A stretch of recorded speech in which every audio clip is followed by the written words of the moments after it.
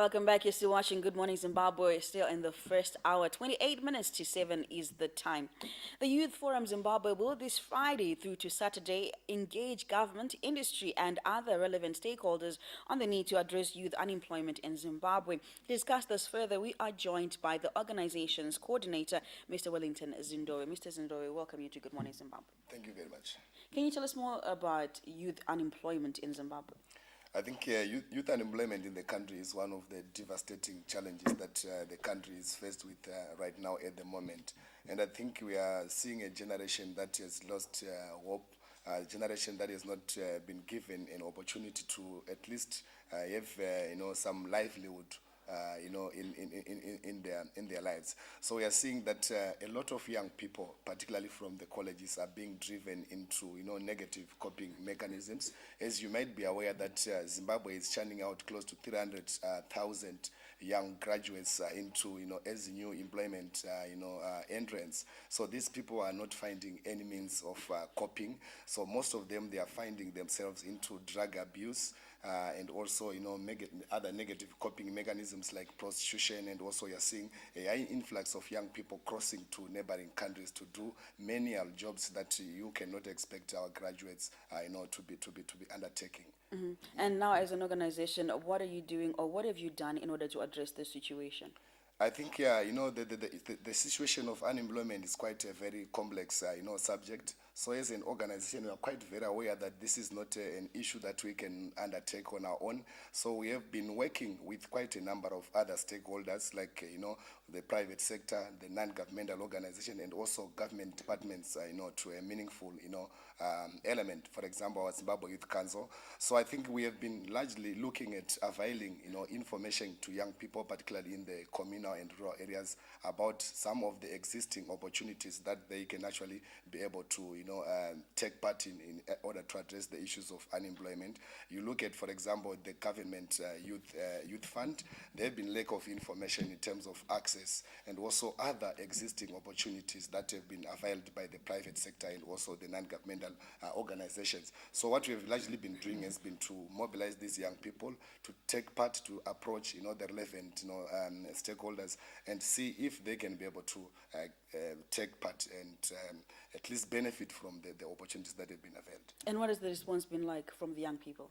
The response has been quite very overwhelming. In fact, what we've realized is that the existing opportunities have not been able to match the demand by the young people for the resources that they apply. Do they actually take up those opportunities? Yes, they do take up the opportunities. And the success rate of those opportunities? Yes, it's quite very, very, very slow. I think you are quite aware that most of the financial opportunities are quite being availed via the banks. And of course, the banks being banks, they've got their own requirements. And these requirements have been quite very limiting and restrictive on the part of young people. Mm-hmm, mm-hmm. Yeah. And now looking at this conference, tell us about the main objective.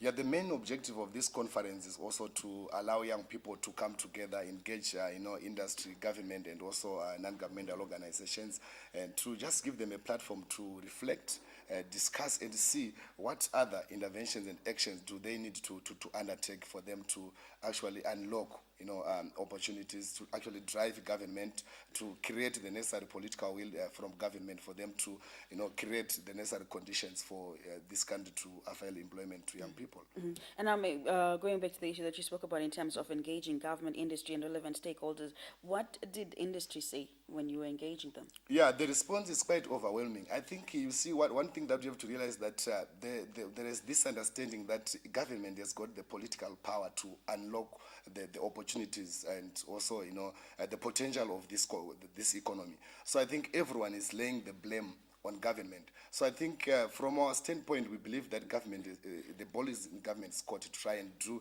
as much as they can to ensure that they build the necessary confidence that can attract investors, the necessary confidence in our economy. Even if you look at their own expenditure patterns, there is a lot of money that is being sent outside. If you look at even the way the government is purchasing or procuring their vehicles and the like. So we need at least government to start by building and instilling confidence to the local consumers, to the international community to say that they can do more in terms of creating the necessary conditions for employment to come about. And who is the conference open to? Is anybody or all youths, are they welcome to come? Or? Yes, all youth are welcome, but of course we are also, this is a limited, we are operating within a limited space, but we have targeted, the academia, the politicians, young people in the civil society organizations, and also the students to come and share on this platform. Well, thank you so much for coming to Good Morning Zimbabwe. Youth Forum Zimbabwe coordinator, Mr. Wellington Zindore, talking to us about a conference that is taking place this Friday through to Saturday, where they are going to engage government, industry, and other relevant stakeholders on the need to address youth unemployment. And now Good Morning Zimbabwe takes a break. When we return, we'll be looking at the world of sport. Do stay with us.